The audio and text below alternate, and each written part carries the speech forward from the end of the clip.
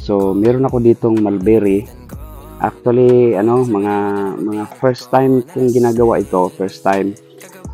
Yun nga, yung first time natin, at least nakapagpatubo tayo. Sa mulberry, umorder ako ng 40 cuttings na Illinois. Pero ang napatubo ko yata ay 2 rito. Siguro mga 5 lang. Meron pa isa rito. Dati puno yan. Nasa 40 po yan eh.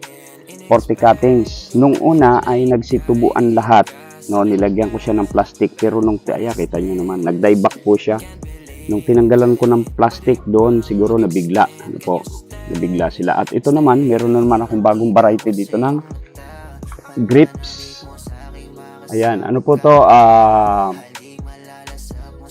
Muscat Blue. Etong variety na to. So, naka-1 buwan na to rito sa ating seedling bag. Mga 1 buwan pa at itatransfer na rin natin yan doon sa ating balag. Ayan, doon, tingnan na